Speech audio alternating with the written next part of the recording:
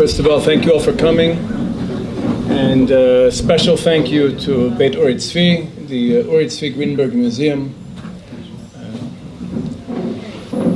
for hosting and also for continuing the legacy of the Prophet Uri Tzvi and helping us to continue to march on in his path. In the last decade or so that I've been involved in peace work, I've come to the conclusion that there's really three major obstacles to being able to achieve peace and justice for the peoples of this land. The first is, and these are obstacles between us, I don't mean even structural, I want to talk psychological, because psychological I think is where a lot of it begins.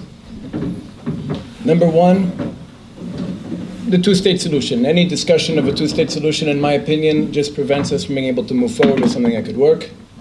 Number two, the combination of Israel's ruling class wanting to be part of the West and not the Middle East, combined with the insistence of Palestinians and our neighbors in the region insisting on seeing us as part of the West and not the Middle East, as a colonial presence.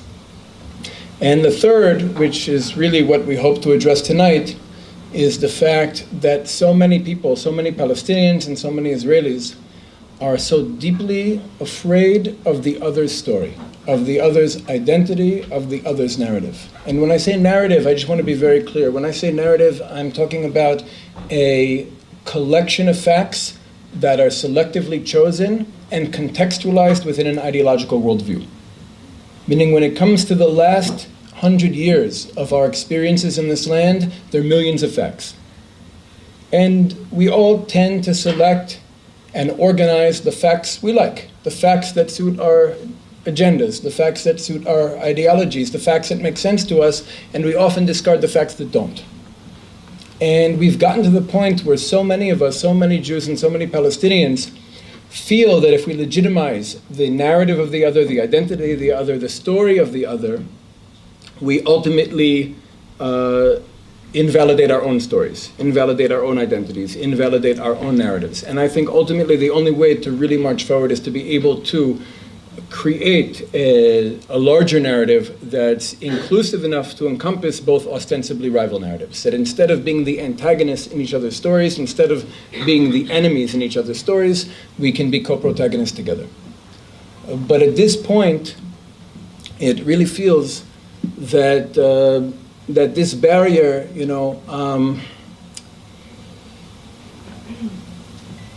the purpose of an event like this is to allow us to understand the story of the other. And it's not just if you want to make peace. Let's say somebody here doesn't want to make peace. Somebody's decided, I don't want to make peace, I want to win. I want to beat the other. Even if that's your objective, even if you just want to beat the other, you still have an incentive to understand his story as he experiences it, instead of just fighting your fantasy antagonist of who the other is. And there's so many examples, I think, in this conflict of ways that both peoples behave that are not based on fighting the other according to how the other understands himself, but rather fighting the other according to our fantasy of who the other is. I'm just going to give one example because we don't have time to give more than one. But it exists in both directions. Most Israelis experience this conflict as a conflict between competing nationalisms. Whereas in my experience, most Palestinians I've spoken to and worked with experience this as an anti-colonial struggle. And the way anti-colonial tactics work is you make the price of occupation more expensive than the benefits of exploitation. And if you can make the price of occupation more expensive than the benefits of exploitation, the occupier will leave. That's how the Algerians beat the French. That's how we beat the British. Right? We made the price of occupation more expensive than the benefits of exploitation. The British left. And that's how many Palestinian groups try to fight Israel. And based on the experience Palestinians have and the way in which the role Israel plays in their story, that makes sense. If Israel is being experienced as a settler colony, if Zionism is being experienced as a colonial movement. The problem is the vast majority of Israelis self-identify as an indigenous people. And if you try to use anti-colonial methods of struggle against a population that self-identifies as native, has superior firepower and feels threatened, the results will be radically different from what's expected. And this is happening in both directions. I just wanted to share one small example to articulate, to really like illustrate what I'm talking about. But tonight is really all about trying to break through that wall and hearing each other's stories, being able to engage the narrative of the other without feeling our own narratives threatened. And with that, I'd really like to invite our panelists, the panelists for the English panel, to come and take seats next to Yishai. Good evening, my name is Yoav Peck. I'm a Jerusalem resident. I've been an Israeli for the last 47 years, and I came as a tourist in 1972 and fell in love with the place and the people especially, and couldn't think of a reason to go back to California. I am the co-director of the Sulha Peace Project. My co-director, Palestinian co-director, is back there, Iyad Abu Shama. And we work together. The Sulh has been functioning for the last 20 years, bringing Palestinians and Israelis together for people-to-people solidarity building. Basically, we believe that things happen from the top down and from the bottom up. From the top down, the political circus is not our focus. And we believe that any future solution will require cooperation between Israelis and Palestinians around water, around electricity, around security, around education, around culture. We will need to cooperate no matter what solution is finally worked out. And yet Palestinians and Israelis don't know each other. Most Palestinians have never had a normal conversation with an Israeli if he wasn't a settler or a soldier at a roadblock. And most Israelis have not had a conversation with a Palestinian. So our job at Sulha is to bring people together for people-to-people meetings. We always go for the personal. People have plenty of opportunities to argue politics, but very few opportunities to talk about the real issues that affect their lives. Issues like fear, like trust, like gender issues. And each gathering of a Sulha meeting is focused on one of these issues. We bring people together for about 5 hours, either in Neve Shalom or somewhere in Israel, and then we need permits for the Palestinians, or in the territories, so that Palestinians who can't get permits will be able to come to the events. And the center of the events, the heart of each event, is an hour and a half of what we call listening circles. Not discussion circles, but listening circles. In other words, we use the Native American technique for passing a speaking object so that only the speaker is speaking. And each person has a chance to go into their heart and to speak from their heart about their lives, the issues that concern them. At Chanukah, we talked about darkness and light in our lives. So we're always looking for what will open people to share personally about what happens to them day by day. We also include a meal together and music, sometimes dancing or listening to an inspirational speaker or artist.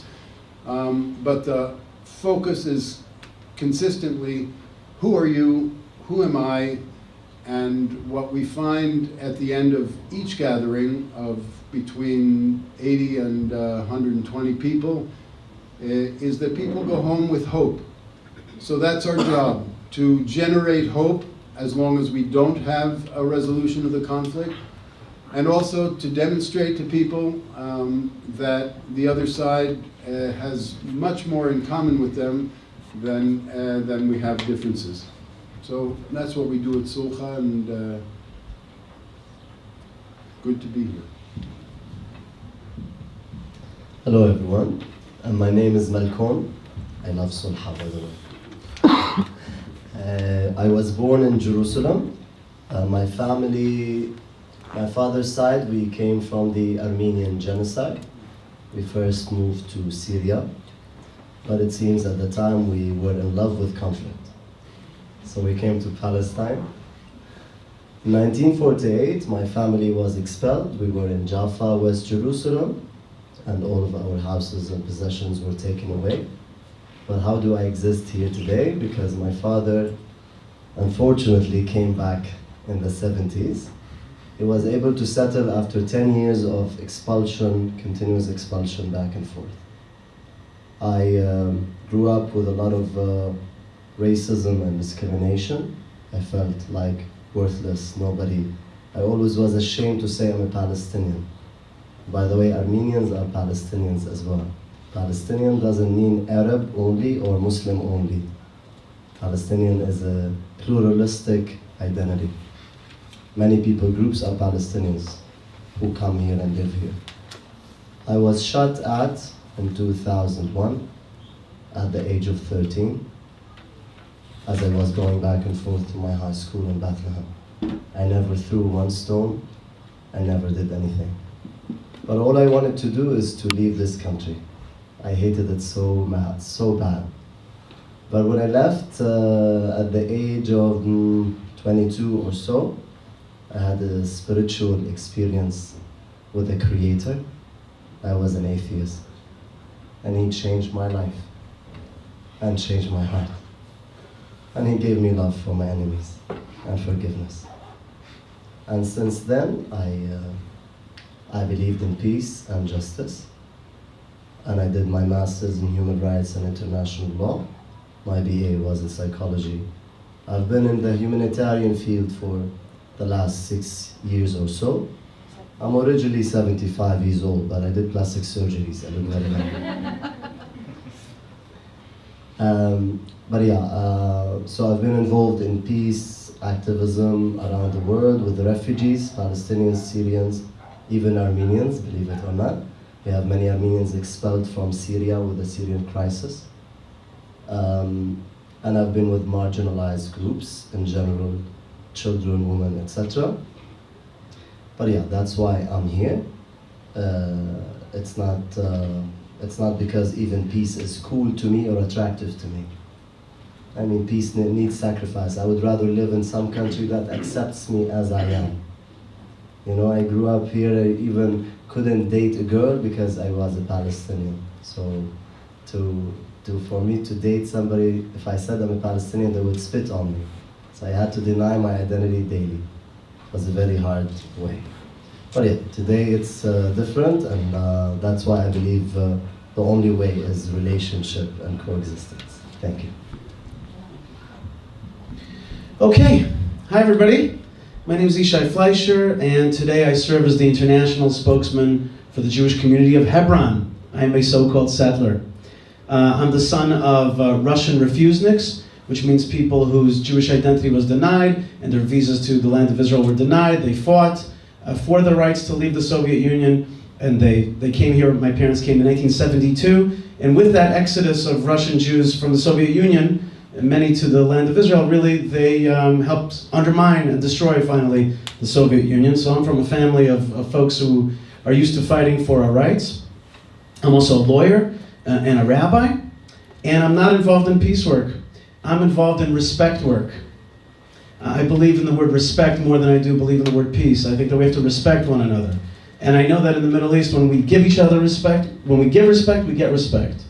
And that's the formula towards peace. And I think that before we go to peace, which has a ring of love to it, and maybe we're not there yet, we have to first get respect, give respect, get respect, have an atmosphere of respect.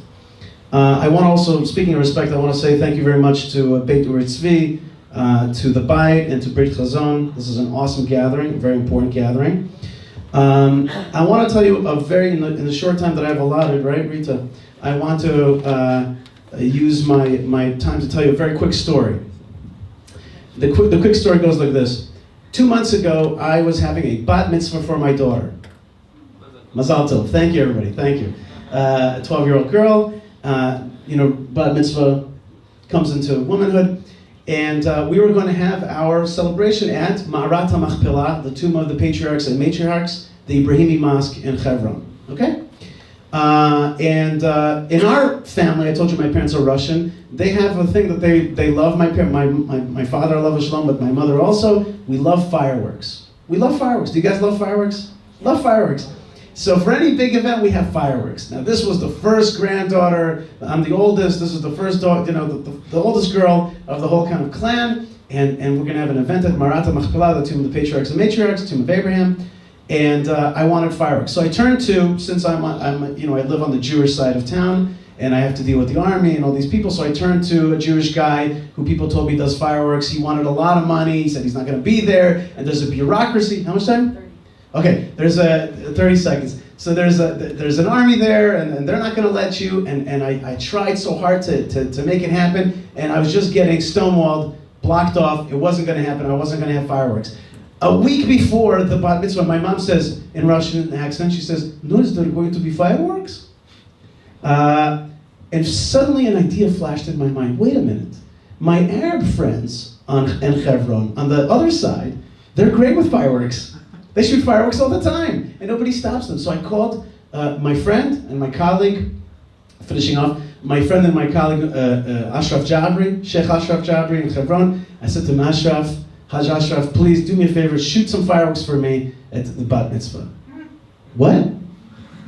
Lo הבנתי. I said to him, I want you to shoot fireworks. אתה רוצה שאני אקנה בשבילך זיקוקים? Do you want that I should buy you some fireworks? No, man. I want you to shoot them for me from one of the Arab houses right next to Marat Machpelah. Finally, he got it. You know what? He asked me just for the money for the fireworks. He said the hafala, the activation of it is on me. 7 o'clock, we made a deal that he's going to shoot off on this day. Now, I had to make sure that we all understand the times. And we're on touch by phone. And when we came out of Marat Machpelah, 15 minutes late, I go, Achshav. He goes, Achshav? I said, Achshav, now. Suddenly, a barrage of fireworks fired over Marat Machpelah. The soldiers couldn't care less. They just are like Arab fireworks. And then they were being shot towards our side of Marat Machpelah. Nobody cared except for us. It was the most beautiful thing I ever saw in my life. And the secret of that story is that he honored me by shooting fireworks for me. But I honored him because I asked him to be part of my simcha and my joy. And that is just a little bit of respect of the work towards peace that we have in Hebron. Thank you. Hi, my name is Yuda. From Brit Chazon, from the Vision Movement. And for me, I came here to participate in one of the most exciting and climactic chapters of my people's story. And for a people who experienced displacement for thousands of years to suddenly come back to life, and for me to have the merit to be born into a generation where I get to participate in that is really beyond words when you take a moment to think of it. And what's important to me, and I think what should be important to many of us, is to try and understand what Jewish liberation really means and what are the goals in this generation. So I went through this process of trying to understand what the goals of Jewish liberation are now and what I would consider to be the post-Zionist era. This is a semantic argument maybe, but I define Zionism as one of many Jewish liberation movements that existed between the 1880s and 1967. I think in 1967, Zionism completed its task, it finished, we came back to Zion, and since then I think Am Yisrael has been in need of a new Jewish liberation ideology that can protect Zionism's positive achievements while cleaning up its mess and correcting its flaws. And so in trying to identify the goals of this generation, of this chapter of Jewish history, I came to the conclusion that one of these goals really is peace with the Palestinians and the broader Middle East, for Israel to become an organic part of the Middle East and not to exist here as an outpost of Western civilization, but really to indigenize into the region. And when I approach peace between Jews and Palestinians, I'm doing so as a goal of Jewish liberation, no different from reviving the Hebrew language, ingathering exiles, or fighting to liberate the land from the British Empire. And when I started getting involved in this peace work, it was called alternative peace work. And the reason why it was called alternative is really for three reasons.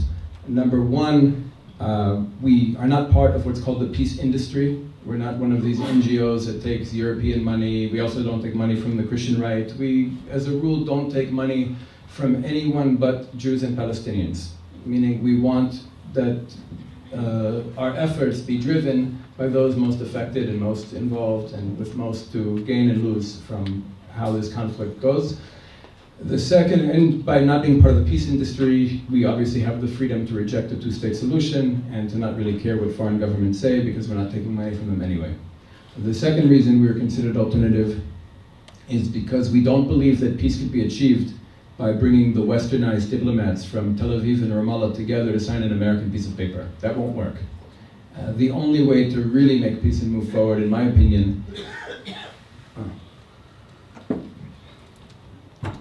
the only way to really move forward and make peace, in my opinion, is to bring together those who are fully living the aspirations of their people. Not the quote-unquote moderates, but actually the quote-unquote extremists, the radicals on both sides, those who've been driving the conflict, and those who would, of course, torpedo any effort to make peace that marginalizes us. And that means I might be doing very similar work to Yoav. In the Socha organization. It sounds like great work, but I happen to find myself doing it in the West Bank, in Samaria and Judea, with Jews and Palestinians who live in close proximity to one another, so that, of course, relationships can be established and people can move forward together. And but really, those who are fully living their people's aspirations, their people's stories, and not willing to compromise on our stories, but who are able to become co-protagonists in the same story rather than being the antagonists in each other's stories. And the third reason we're considered alternative is because we don't believe that peace could be achieved by forcing either side to compromise on anything that's fundamentally important to us. The only way that we can really achieve peace in this land is with a solution that is experienced as victory by both peoples in both subjective narratives. And that, of course, requires us to unpack the grievances and aspirations of both sides and to try to work towards a solution that will address the grievances, honor the identities, and meet the aspirations of both sides. Thank you. The way the rest of this panel is going to work is each panelist is going to have a chance to ask another panelist a question, and that selected panelist is going to have 3 minutes to answer that question. We'll then turn to audience questions. We're going to try and stay a little stricter to time just because we're short on time. So we'll start on that side of the table with a question that you have for another. Explain what you think she means by that question. Yeah, she's asking me if I stress that I'm different from the other Christians.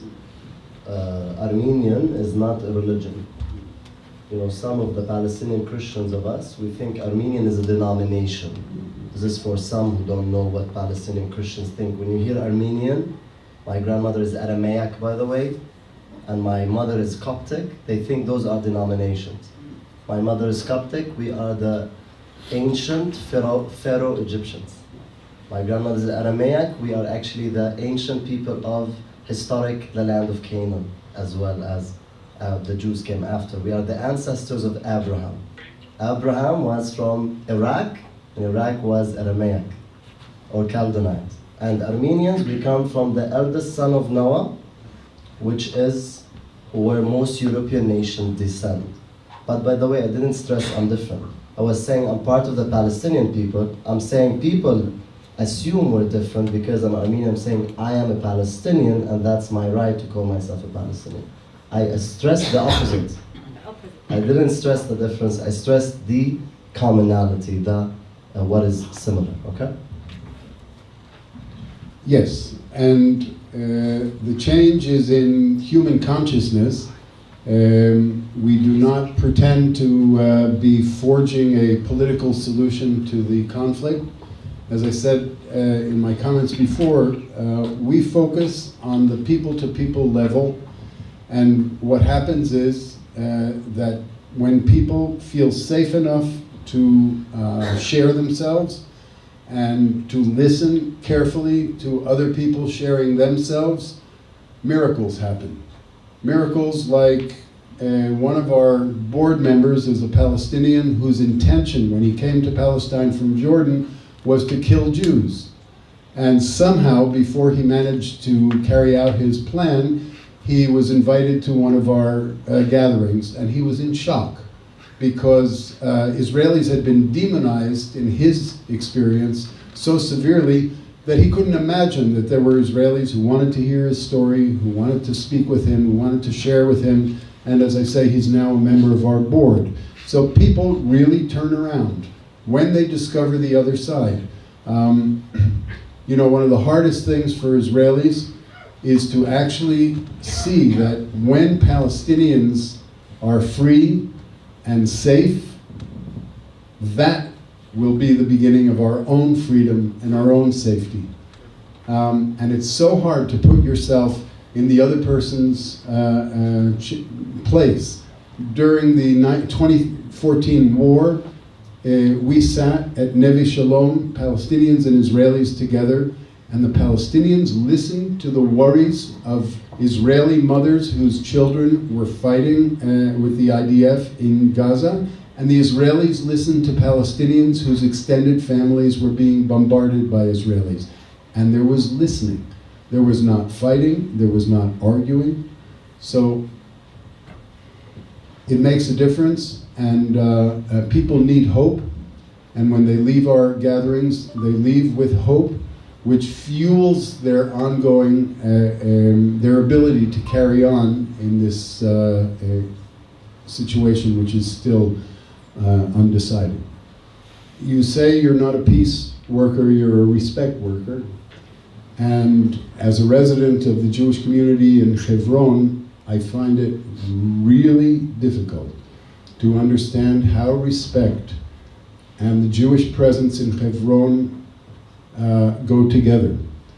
The army, the oppression of the Palestinian population in Hebron since 1967, the extreme limitation of human rights in Hebron, the reality of life for a Hebron Palestinian. How can you put that in the same sentence with, I'm a respect worker? 3 minutes to respond. Great. Thanks for an excellent question, a fair question, I think. First thing, respect has to be about as Yehuda talked about, we also have a narrative. And Hebron is a deep, deep part of our narrative. Our fathers and mothers are buried there. We're from there. We've lived there for 3,500 years straight until we were ethnically cleansed in 1929 by the British, who were in cahoots with jihadist elements, and we're getting our rights back. So how could you have any respect if you don't respect our story as well? Meaning to say, sure, we could leave and all just pack up the bags and move to Brooklyn, but that wouldn't be and there might be peace, but there wouldn't be any respect. So that's issue number one. Issue number two is that we, the Jewish so-called settlers, are not the ones that put up these walls. We were against the Oslo process. We are against the Palestinian authorities' corrupt and very oppressive regime, bully regime that they have there. And we're not for this tremendous army that we have all around us in order to protect us. It happens to be that there is a security situation, you can't deny that. But the walls and the closures of stores, that is not something that we want. We want a lively town. We want to be part of a Hebron that's live. Sometimes I say to people, there's no big city next to the Jewish community of Hebron except for Hebron, right? We have a very vivacious city, Hebron, 5 billion shekels worth of exports to regular Israel. We want to be part of that. We want to be part of that. Recently we had to buy mattresses from the Herbawi company in Arab Hebron. We couldn't meet next to one another. We had to drive trucks so that we could meet far away because we have no way of shaking hands across a wall that's not ours to build. But I really do feel that the Jewish presence of Hebron is the beginning of respect. And in fact, with Yinon and with the Bayit, we are planning a joint cleanup session next to the tomb of Abraham, let's call it, of Arabs and Jews together. We have monthly meetings with our Arab neighbors. Some of our Arab neighbors are not friendly to us and are against our story and our narrative altogether. And there are others who are respectful, want to see Israeli sovereignty there. And I think that Hebron is specifically the place where we could start, not in Neve Shalom, with respect. The real place that we have to start coming together is in that place where the children of Abraham come together, and that is Hebron. Okay, my turn to ask the same person, why not? What is your understanding of suffering, and how do you respond to someone who's suffering? You want to make it more specific, maybe? Because you know, if somebody here is sick, I wish them health. What do you mean suffering? What are you talking about? Are you talking about, you know, next week we're remembering the Holocaust, 75 years since Auschwitz? What are you referring to? Suffering as in somebody being hurt, being attacked. Somebody or specifically? No, you can speak generally. I mean, there's no time for the specifics. It would go for 2 hours of discussion. But you can speak generally, and it depends on whatever you want. Like somebody who's, let's say, Jewish people back in any European country who were suffering.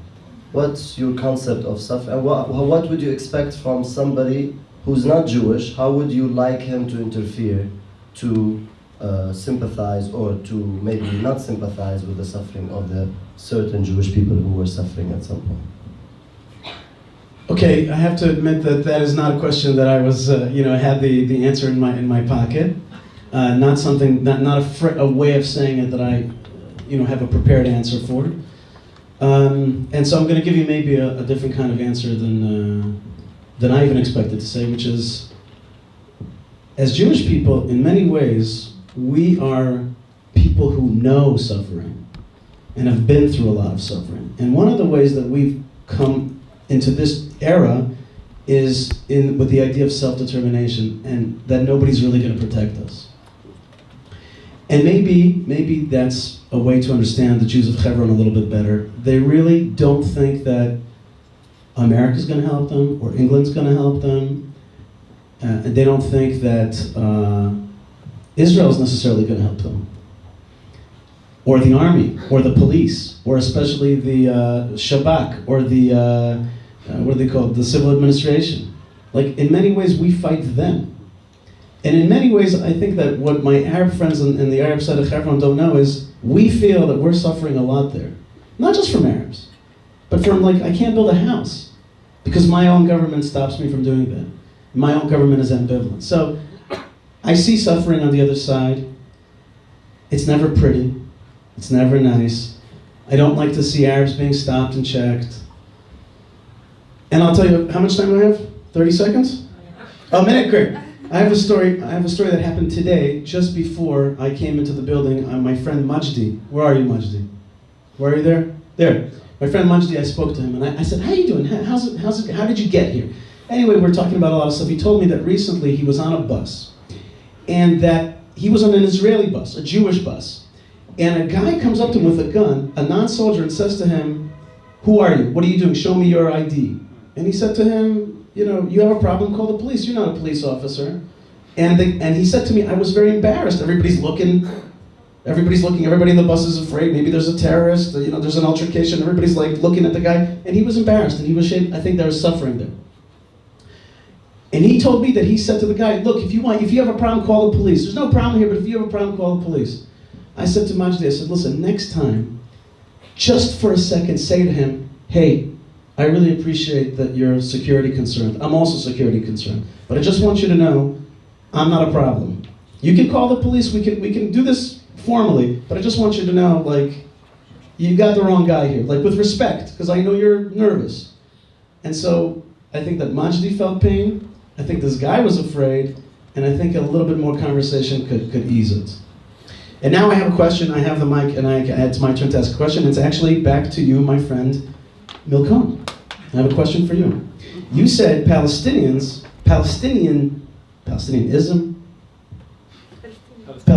Palestinian identity, well, I didn't want to use the word twice because it's a pluralistic identity. Did you say that? How did you say it? Can you say it again for me? Pluralistic. Good. Nailed it. I want to ask you this. Can Israeli... I didn't know, it's a dictation. No. It's not, and I'm not tricking you. I really want to know, truly, can Israeli, for you, be a pluralistic identity? Can you be an Israeli Armenian, or an Israeli Palestinian, or an Israeli Arab, or an Israeli Christian, or maybe an Israeli Muslim for other parts of the table? Can you accept at any point in your life, and you've gone through a lot of changes, the Israeli identity is a pluralistic identity? So the question of can, can a monkey turn into an elephant? Maybe yes, maybe no. But I'm saying can is a different answer or question from reality. So can an Israeli identity be pluralistic or inclusive? Maybe yes. If Israel chooses to do so, hallelujah. Can you accept? According to Eno. Can I accept? Of course, if Israel does it, why not? Amazing. I would love Israel to include everybody, but without excluding my Palestinian identity, okay? So I have Palestinian friends who say, I'm Israeli Palestinian. That's beautiful. Actually, it's a beautiful, I'm not Israeli Palestinian. I don't have citizenship nor nationality, to say the least. But I use Palestinian as a metaphor also, not only as a nationality, I use it in a very deeper sense, because I represent people group whom I love so dearly, and I'm honored to be part of, defending and speaking of their suffering, representing their victimhood and their oppression. Now, they are being oppressed. Now, so can it be? Yes, in theory, everything can become amazing. Is it in reality? Of course not. Actually, Palestinian identity is inclusive, or has been historically way more inclusive than today, by the way. But today's Israeli identity is one of the most exclusive identities, because it wants even any non-Jew may suffer within Israel today. The Druze, the Ethiopian, like any even Jews who are of different countries and backgrounds, So it's definitely excluding rather than including. But one, I hope, let's turn it into inclusivity. That's our dream here, and that's what we're doing.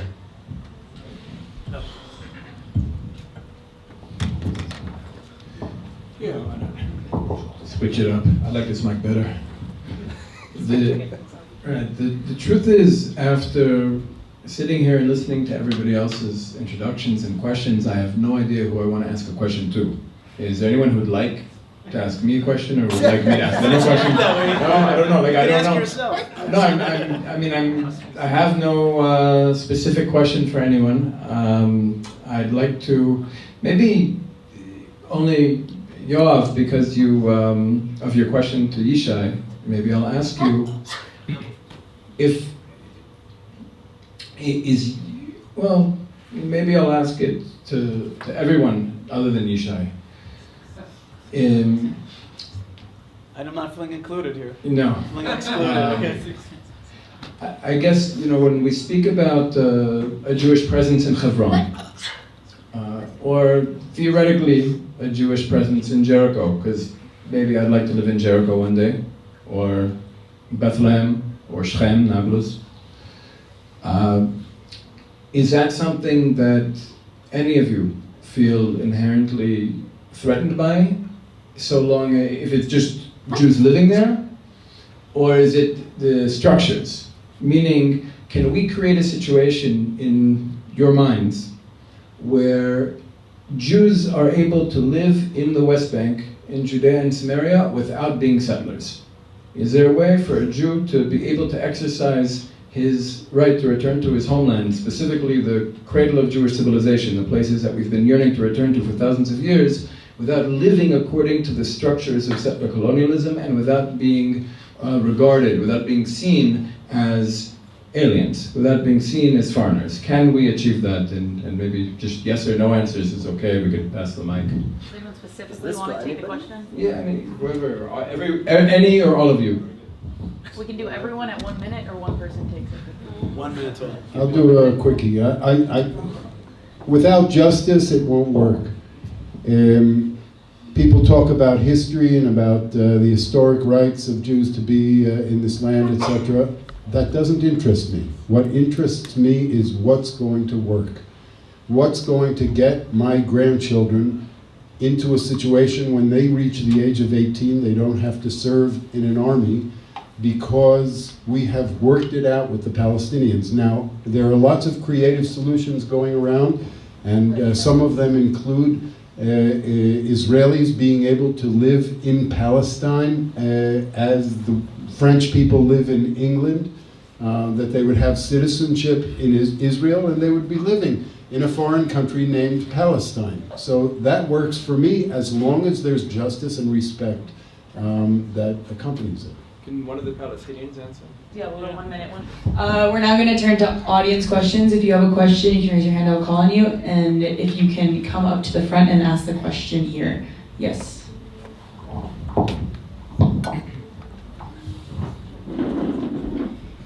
Make it hard. The answers that's are right. 2 minutes. 2 minutes. I like that. It's getting harder and harder. Hi, Joel Kaplan, American Israeli, made Aliyah 3 years ago, so I come with guilt about entering a foreign land where I can't speak the language. That's why this panel's in English. It's all good. So I have a neuroscience question. As we learn more about the mind and different levels of the mind, like the amygdala, where the instinct comes out, and the higher levels of processing, higher levels of the cortex, where we move more into universality, what role can globalism and our understanding of both our indigenous religion, but also other religions, Hindu, Sikh, Native American, Buddhism, help us to evolve into our human identity, to transcend our amygdala consciousness? And what role would ritual on a daily basis to restore that push towards our higher consciousness as opposed to our fighting consciousness, and how can we bring that to the next generation? What is that question for? I think if I may, I think I feel your, I feel it. I feel what you're saying, and I want to answer you, if I may. Remind me your name again? Joel? Joel, yeah, but can we all just take a deep breath together? Did you feel that higher consciousness? Everybody get past the lizard brain and into a joint consciousness. Joel, I want to say something to you. I appreciate the question.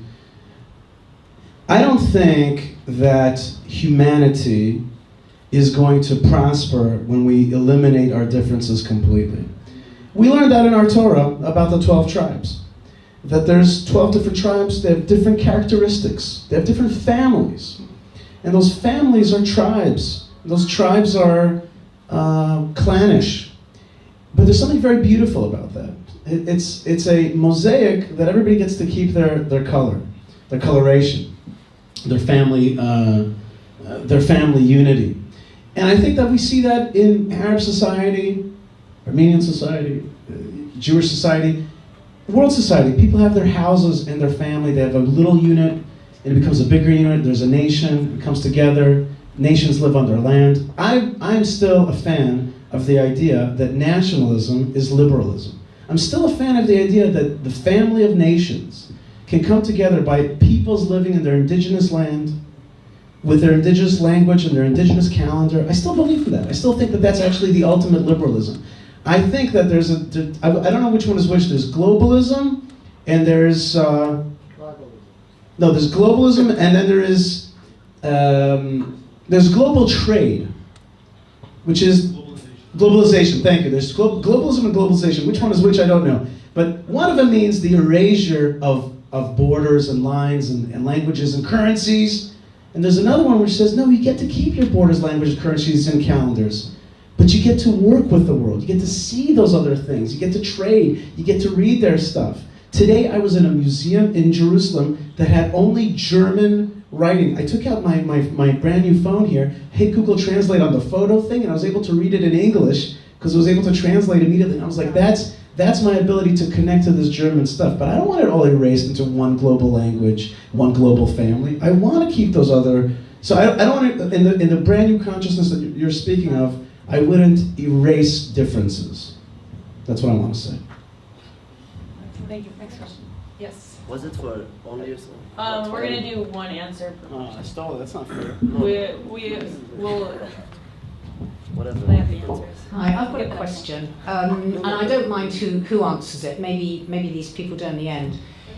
When I was sitting here, I was so really glad when Yoav spoke, and he said that when they use this circle with a talking stick, It's not about politics. It's just that everyone has to be quiet while someone speaks about their own experience and listen and realise that there is another narrative. And I think it was you that also said, and it's not about politics, it's about listening to the individual. And I heard about Daniel Barenboim say something very similar about the orchestra, you know, the East-West Divan, that they're all working together as musicians. And they, through working together on that level, they then get to know each other as people. And then you asked Ishai the question about Hebron. And honestly, I just felt the whole atmosphere change, because obviously it is a divisive question. Even when people took answers, now everyone in this room wants to work towards a better solution, and that's very heartening. So my answer to any of you is, how do you keep politics out? It's a lovely idea, and I'm sure when you do keep politics out, everyone can get along very well, but how do you keep politics out? Just explain what happens when he comes in on a bus. It is political. I wish it wasn't. My answer to all of you is, how do we get past this, and can we get past it? Or, unfortunately, does everything become a political issue? That's what I'm really interested to hear about. Hello, my name is Malkon Marizian. You spoke earlier, I think somebody here spoke in the panel about demonization of the enemy. And I think that demonization is a well-known tactic of war. And I think that it serves a political agenda. It has been used all over the world as a weapon of war, and it works. And I think that it is used as a political agenda very much. So I think that your work as a grassroots organization to bring people to speak to one another and to look in the eyes of each other and to see, wait a minute, we are both human, we are probably not really enemies. There's somebody with an agenda that it serves their agenda to make us enemies. And the question is, I hear in this kind of argument with my Israeli friends, I often hear the argument that we are being demonized within the Palestinian community. And my question is, how do you experience this kind of demonization, and whether you find you are able to speak out against it within your communities, or how do you feel about this subject in general? Take one Israeli, one Palestinian to answer.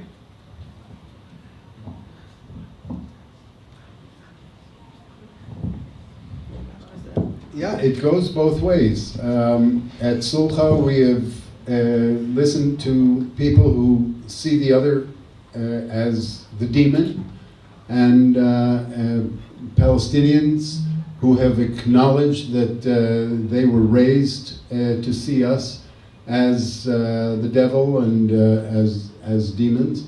And as you said, the antidote to all of this is contact, is getting people together where they can actually discover each other and break it down.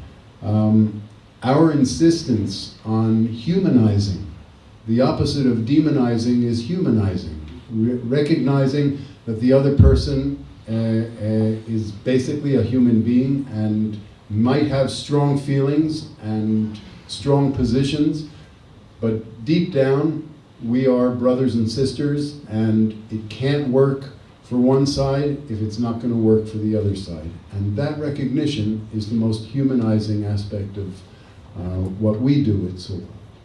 Good evening.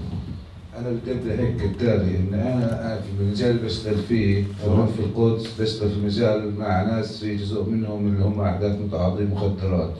I want to start as the following. In my field of work in Jerusalem, I work with people who are drug addicts. ومع ذلك كثير جهات اليوم تشتغل مع تبعين المخدرات، بس المخدرات قاعدة بتزيد سواء عند العرب أو عند اليهود. Many people work with drug addicts, but it's actually increasing. Addiction is increasing. والإشي كل طرف بحمل الآخر هو المسؤول. Whether it's for Arabs or Jews, and both are blaming the other side. كمان نفس الإشي بالنسبة للعاملين، أنا أول إشي بعمل منذ وقت طويل وبأمل وبطمح بالسلام دائما، بس كثير جمعيات بتشتغل بالسلام وحتى يوم يجوا يناقشوا الأمور بين بعض بتكونش الأمور واضحة. And also for those who are peace activists, when they come together and discuss things, things are not clear. مع الاحترام يعني للشاب دكتور محمد، With all respect to Muhammad who's here, لما توجه له بالسؤال مين أنت خايف؟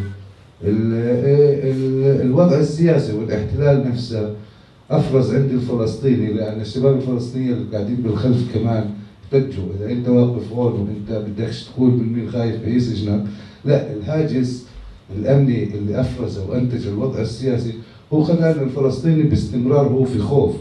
So he's saying how the question was phrased, was reluctant to share an answer. Who was he afraid from regarding what our brother here asked him? He's saying this is part of what the Palestinian psyche is made up from now. It's filled with fear. لأن الفلسطيني إلى لما كله وممكن أي واحد من اللي هون ياخذ له صورة أو على الموقع وينشر عنده في منطقته إن هذا تطبيع وسبب له شيء آثار كبيرة إلى ولعائلته. These Palestinians can be stigmatized, stereotyped as normalizers when they're taken with video or their pictures back to their family. فدائما مش لازم نقارن المجموعة القوية بالمجموعة الضعيفة. احنا اليوم في وضع مش من مشاعر دونية، وإنما احنا في وضع ضعف كفلسطينيين. So we should never compare those who are weak or the victims with the oppressors, because we as Palestinians are in the weak position today. بس السؤال اللي بدي أوجهه للبانل اللي هو بدأ فيه إينون، مع احترامي لإينون. I have a question to the panel that Inon has started with. قال يهودا والشمرون، يهودا والسامرة. He said Judea and Samaria. مجرد ما قال يهودا والسامرة فهو بنفي وجودي كفلسطيني. And this actually deletes or rejects my existence as a Palestinian. فالسؤال هون، لا أنا ما حفظت الأسماء. So the question here to the respectable guys, للراب والراب، ممكن إحنا نعيش في مرحاض مشترك في إشي مساحة مشتركة، ممكن نعيش في مساحة مشتركة في فضاء مشترك. In a common space living together. بس لما نصل لمعضلة، but when we reach to an obstacle, يعني إن مين أول في هاي البلد، أنا أو أنت، such as who was first here in this land, me or you. إن هاي الحرم الإبراهيمي ولا معراتها مخبلة. For example, this Abrahamic mosque or the other, what he mentioned, sorry, الأقصى ولا الهيكل. The Aqsa mosque or the temple. صراعنا هو صراع وجود ولا صراع حدود. So I was struggling whether it's about barriers or boundaries or existential. هل نستطيع كناس نؤمن بالآخر وبنؤمن بالإنسانية إن نوصل هاي لأجيالنا وأول إشي لأولادنا في بيوتنا، ولا بس هاي مجرد إشي هيك إحنا بنسويه بالعلن؟ Can we transfer those values to our children, or are we just doing this in public for just public talk? فشو هي الديليما المعضلة أو شو هي البصيرة؟ يعني شو هي التوفنا بسموها في العبلة؟ What is the dilemma and what is the insight or the solution? إحنا في صلحة لما حكى يوقف، إحنا حكينا في الحلقة عن الظلام والنور، إحنا بنحاول نأخذ البصيرة من الظلام. So as Yoav was explaining, we try to take the insight from darkness or light from darkness. بالنسبة لنا هو الضوء اللي بناخذه من الظلام، وهو الظلام هو المعضلة والضوء هو البصيرة. And thus light is like insight and darkness is the obstacle. And that's what we take from, we learn through in Sulha. So we're going to take an answer from this side, and an answer from this side, and we're going to... If I understand the question, it's what are we practically doing to not just come up here and have like an event and take pictures, but فإيميل السؤال بالذات إنه إيش بالضبط بنعمل، هل نوصل هذا الإشي لأولادنا؟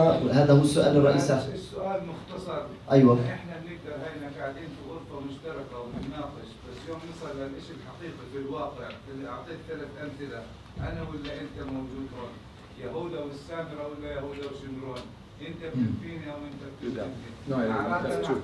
There's a conflict of narratives. narratives. Okay. Can we transfer it in real life Yes. to our children?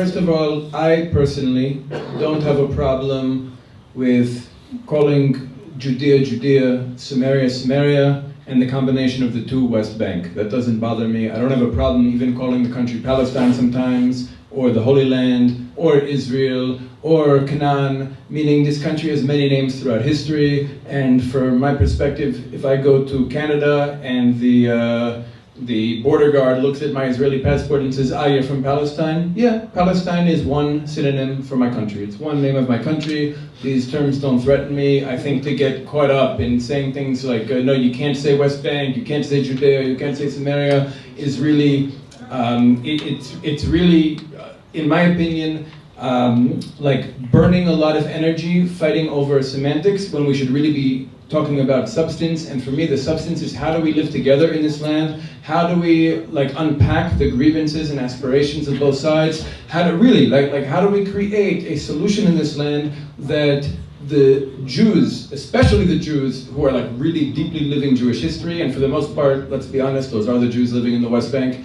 How do we experience this as the like rebirth of Hebrew civilization and the realization of all the things that we've wanted and tried to achieve for 2,000 years? And for Palestinians, how can this be a democratic society with full inclusion and full equality, and that we're able to move forward together? These are questions that are ongoing, meaning like this is a conversation that's ongoing. I don't think that we have to resolve everything this evening, but I think this is a direction to really try to understand on a deep level what's important to both people, and when we have peace here, we'll care about what's important to both people. For me, peace is not a ceasefire, peace is unity. My aspiration is for Jews and Palestinians to understand that it's not in either of our interests to continue this conflict, and in fact, I think that what we're both most guilty of is allowing outsiders, whether the British or others that came after them, to push us into conflict with one another when it benefits them. There are other agendas, outside agendas at play in this country,